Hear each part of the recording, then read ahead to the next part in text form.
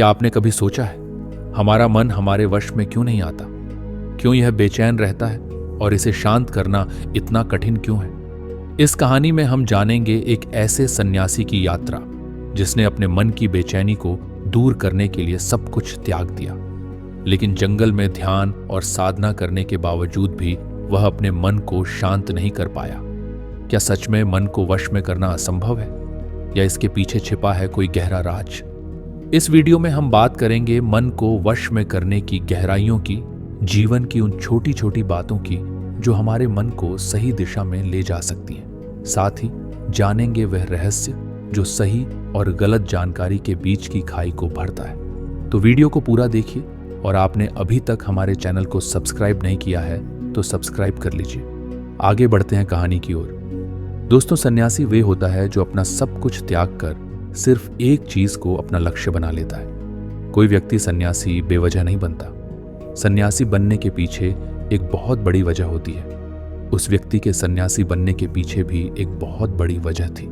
सन्यासी बनने से पहले उस व्यक्ति की मन ने उससे बहुत से गलत कार्य करवाए थे, बहुत से पाप करवाए थे। उस व्यक्ति का मन उसका मालिक बन चुका था और वह अपने मन का गुलाम। जीवन के हर सुख, आराम और ऐश्वर्य के बावजूद उसे अपने मन से मानसिक पीड़ा होती थी, और यही मानसिक पीड़ा उसे सन्यासी बना देती है। वह जंगल में रहने चला जाता है, ध्यान करता है, तरह तरह की साधनाएं और अभ्यास करता है, दीक्षा लेकर भजन करता है, एकांत में मन को शांत करने की कोशिश करता है, लेकिन फिर भी उस व्यक्ति का मन शांत नहीं होता। वह अंदर से बेचैन और परेशान ही रहता है। यहाँ एक बात समझने वाली है कि ध्यान या किसी भी साधना का जो शुरुआती बिंदु है, उसकी शुरुआत तभी हो सकती है जब हमारा मन शांत हो, जब हमारा मन हमारी सुनता हो। लेकिन उस सन्यासी का मन न तो शांत था और न ही उसकी सुन रहा था। उस सन्यासी के मन में यह बात गहराई से बैठी जा रही थी कि मन को वश में करना, मन पर काबू पाना असंभव है। लेकिन फिर एक दिन उस सन्यासी को एक व्यक्ति मिलता है जो न तो कोई साधु सन्यासी होता है और न ही कोई बुद्धिमान व्यक्ति। वह तो बस एक साधारण चरवाहा था जो जंगल में अपनी बकरियों को चरा रहा था। वह चरवाहा उस सन्यासी के पास आकर पूछता है, क्या मैं तुम्हारी कुछ मदद कर सकता हूं? तुम बहुत परेशान लग रहे हो। मैं तुम्हें पिछले कई दिनों से देख रहा हूं, तुम बहुत बेचैन रहते हो। अगर तुम चाहो तो मैं तुम्हारी सहायता कर सकता हूं। चरवाहे की बात सुनकर सन्यासी कहता है, भला तुम क्या मेरी मदद कर सकते हो? तुम तो एक संसारी हो जो अपनी मोह माया में लिप्त रहता है। यह सुनकर वह चरवाहा उस सन्यासी से कहता है, मैं तुम्हारी मदद कर सकता हूं, मैं मन को वश में करना जानता हूं। सन्यासी चरवाहे के मुंह से यह बात सुनकर जोर से हंसता है और कहता है, क्या कहा तुमने? तुम मन को वश में करना जानते हो? मैंने अपना सब कुछ त्याग दिया, आकर जंगल में रहने लगा, तब भी मैं अपने इस मन का गुलाम हूं, और तुम कह रहे हो कि तुम इसे वश में कर सकते हो। मन को वश में करने के लिए सभी वस्तुओं का त्याग करना आवश्यक नहीं। जंगल में आकर रहना जरूरी नहीं है। बस एक चीज है जिसे छोड़ना सबसे जरूरी है। वह सन्यासी उत्सुकता से पूछता है, और वह एक चीज क्या है? वह एक चीज है गलत जानकारी। आज तक हमारे भीतर जो भी जानकारी गई है, इसने हमारे मन का निर्माण किया है।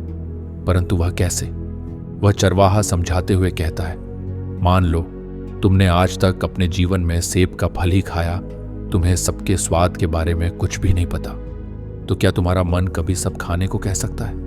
नहीं ना। इसीलिए हमारे मन का निर्माण जानकारी से होता है।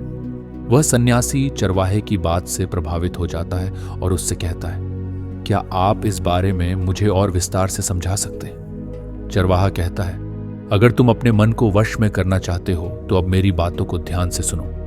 तुम अपने मन को वश में केवल तभी कर सकते हो जब तुम अपने मन की जड़ों को देख पाओगे।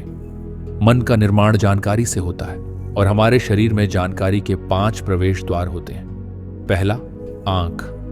हम अपनी आंखों से जो कुछ भी देखते हैं, अच्छा या बुरा, वो सब हमारे मन की याददाश्त में इकट्ठा होता रहता है। दूसरा, कान। हमारे कान जो कुछ भी सुनते हैं वह भी हमारे मन में बीज के रूप में बो दिया जाता है। तीसरा, जीभ। किसी भी चीज का स्वाद जो हम एक बार ले लेते हैं वह हमारे मन की याददाश्त में अंकित हो जाता है। चौथा है नाक।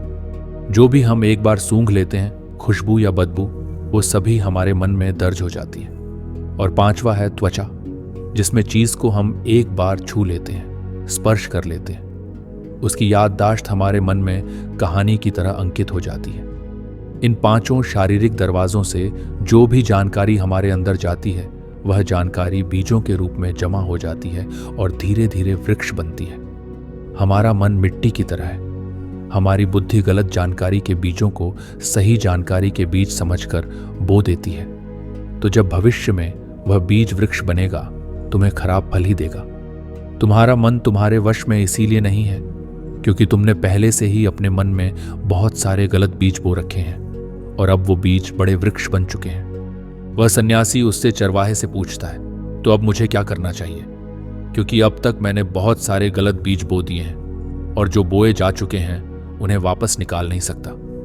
वह चरवाहा उसे सन्यासी से कहता है, अब तक तुम अनजाने में गलत बीज बो रहे थे, लेकिन अब जानबूझकर सही बीज बो सकते हो। गलत बोया है तो क्या हुआ? अब से लाखों सही बीज बोने के लिए तैयार हो जाओ। तुम्हें बस पूरे दिन इस बात पर ध्यान देना है कि इन पांचों द्वारों से तुम्हारे भीतर क्या जानकारी जा रही है, और जो जानकारी जा रही है उसे सही बनाना है। वह सन्यासी पूछता है, यह कब तक करना होगा? वह चरवाहा कहता है, पूरी जिंदगी भर। जिस प्रकार तुम हर दिन अपने पेट को अच्छा भोजन देते हो, उसी प्रकार तुम्हें हर दिन अपने दिमाग को भी अच्छा भोजन देना है, यानी सही जानकारी और सही विचार। जीवन में हर दिन हर पल तुम्हें सिर्फ दो विकल्प मिलेंगे, जिसमें से एक विकल्प तुम्हारे लिए सही होगा और दूसरा गलत, लेकिन तुम्हें हर बार सही विकल्प का ही चुनाव करना है। हमेशा याद रखना, सही विकल्प का चुनाव करते समय तुम्हारे भीतर पीड़ा पैदा हो सकती है, लेकिन वह पीड़ा सिर्फ कुछ समय ही रहेगी। इसीलिए चाहे तुम्हारे अंदर कितनी ही पीड़ा क्यों ना हो, तुम्हें हर बार सही का ही चुनाव करना है। जितनी बार तुम सही चुनोगे, उतनी बार तुम अपने अंदर एक सही बीज बोओगे, और जिस दिन तुम्हारे अंदर के सही बीजों की संख्या गलत बीजों की संख्या से अधिक हो जाएगी, उस दिन तुम्हारा मन तुम्हारे वश में होगा। लेकिन उस दिन के लिए आज से और अभी से अपना प्रयास जारी रखना होगा। तो दोस्तों, इस कहानी से हमने जाना कि मन को वश में करना कोई आसान काम नहीं है, लेकिन सही जानकारी और सही दिशा में प्रयास हमें इस असंभव से दिखने वाले काम को संभव बना सकता है। एक साधारण चरवाहे के शब्दों ने जिस तरह सन्यासी के जीवन को बदल दिया, वैसे ही हम भी अपने जीवन में छोटे छोटे कदम उठाकर बड़ी बड़ी बाधाओं को पार कर सकते हैं। ये कहानी हमें सिखाती है कि सही विचार और सही विकल्प चुनना ही हमारे मन को शांत और वश में करने की कुंजी है। याद रखिए, सही रास्ता चुनने में मुश्किलें जरूर आएंगी, लेकिन उसका फल हमेशा मीठा होगा। अगर आपको यह कहानी पसंद आई हो और इससे कुछ सीखने को मिला हो, तो इसे लाइक जरूर करें और हमें कमेंट करके जरूर बताएं और अपने दोस्तों के साथ शेयर करें।